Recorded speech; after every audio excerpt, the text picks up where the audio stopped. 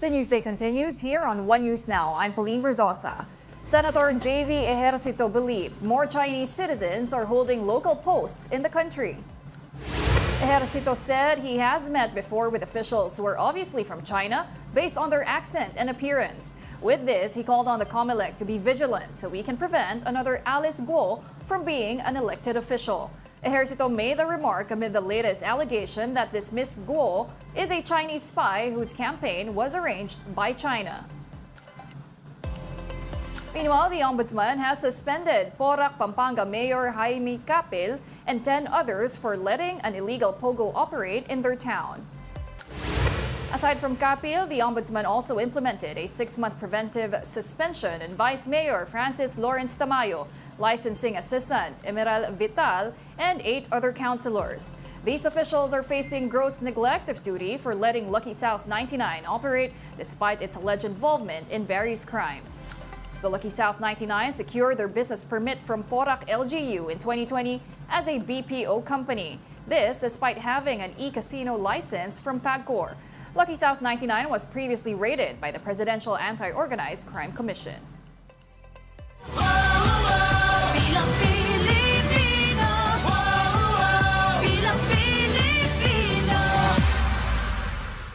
Senatorial aspirant Camille Villar believes that political dynasties are not a problem in the country's democracy. The daughter of Senator Cynthia Villar and sister of Senator Mark Villar said that people can still choose to vote for their preferred candidate regardless of their surname. Here's an excerpt from her interview with 1PH sa Totoo Lang. Kong, let me just ask you this question, no? Kasi, of course, the Villar name, talagang lumalabas yan when people bash or talk about itong mga political dynasties. Ano po yung inyong take po dito? Kasi marami akong nakikita na, oh, Villar na naman, lagi na Villar. It's the Oo same nga po names. Not just Villar po, ha? Pero syempre, the Revillas Yes. are there, Tolentinos. Kayo po, ano po yung mensahe po ninyo? Ano po yung take nyo on this? Itong political dynasty issue? You know, that gets asked time and time and again. And you're right, everyone, all of us, natatanong kami. First and foremost, ang unang kong sinasabi dyan ay elected naman po kami, hinahalal naman po kami ng mga constituents namin and mga voters namin. Naniniwala naman ako na pag hindi maganda ang performance mo o kaya pag merong hindi nagustuhan ang tao, they are empowered to choose kung ayaw na nila sa'yo or hindi. And in fact, that's why our family, in whatever positions we have, whether it's in the private sector and in the public sector, we really work hard to make sure na nakikita nung mga kababayan namin or yung mga pinagsiservisyohan namin ang magagandang resulta. Dahil naniniwala kami that these positions have to be earned and deserved. I think they're an honor and also a tremendous responsibility that you have to be ready for. So, to the people who say na, oh, dynasty, ganyan, I always tell them na, pero pinipili naman kami ng constituency namin. They have the power and the right to remove us at any time, to not elect us, tell us they don't like us if they don't agree with us.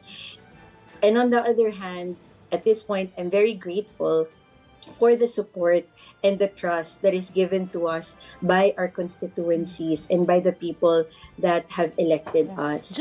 So it's not something that that our family takes lightly. And of course, syempre, because our parents, yun yung kinalakihan namin eh. They are public servants. So we saw them as a very good example and it's something na gusto rin namin tularan.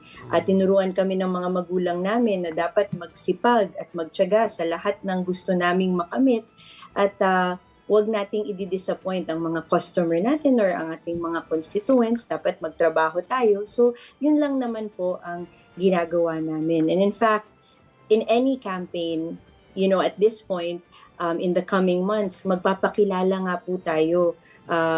At sana, para sa mga Pilipino, mga kababayan natin, ay what we have to say and what we have done is enough. Kumbaga, we're going to convince them at sila naman ang magde-decide kung worthy tayo sa mga posisyon na meron tayo, hindi po ba? So that's what I think about dynasties. You're not anointed or you're not appointed. You're chosen by the people, and I think we should respect that. We still have more stories after this break. Keep it here on One News.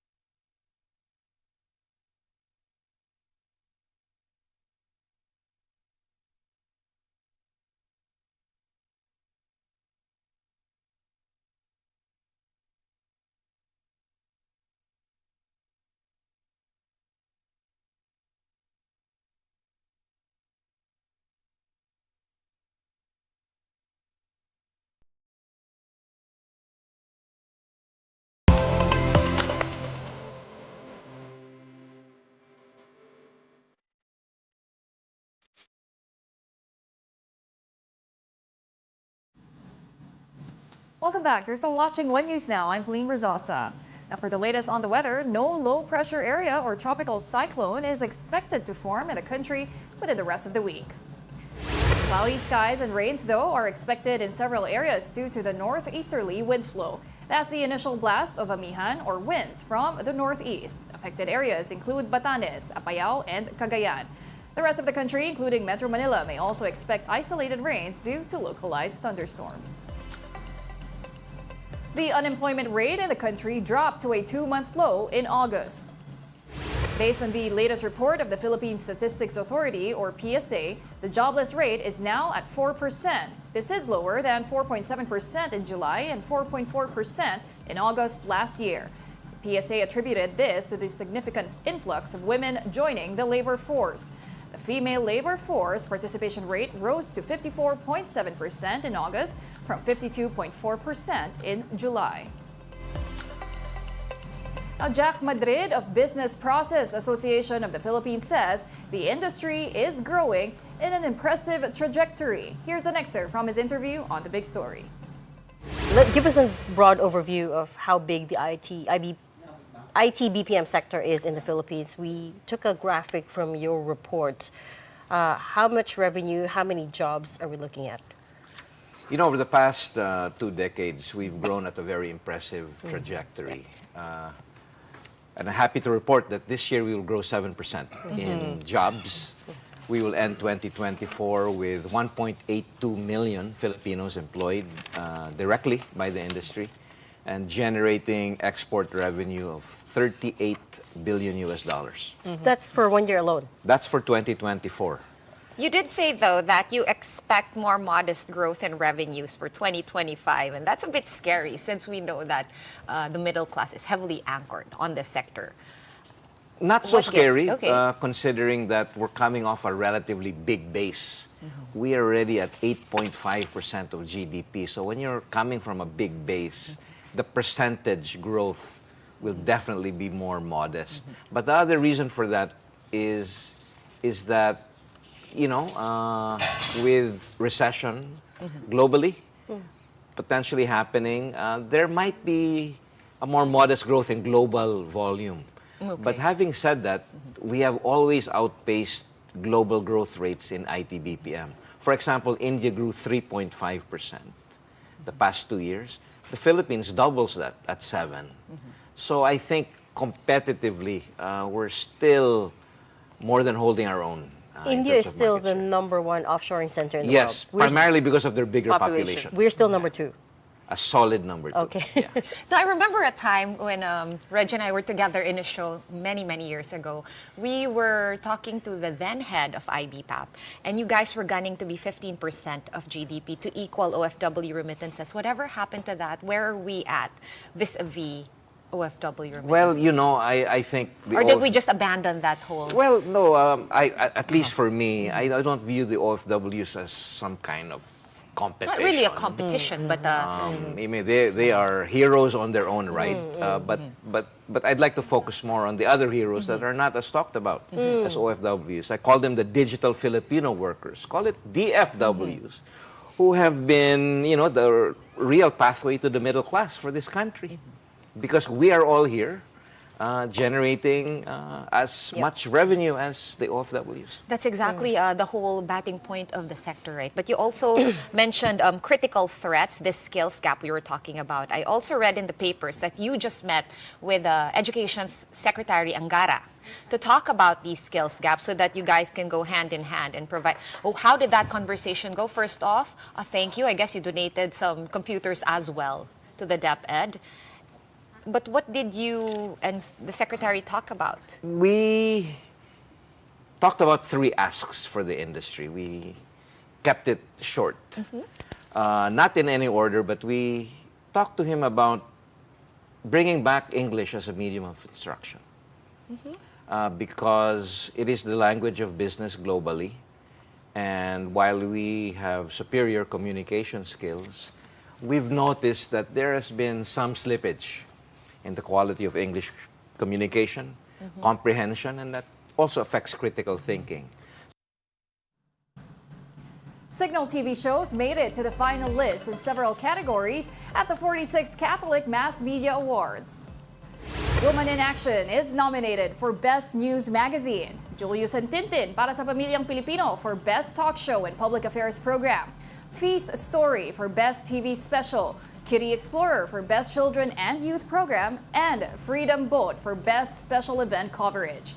And for radio, Sa Totoo Lang is among the finalists for Best News Feature, Sana Lord for Best Drama Program, and Ted Filon and DJ Chacha for Best News Magazine, Public Service, and News Commentary. And those are the top stories of the hour. I'm Pauline Verzosa. We are One News.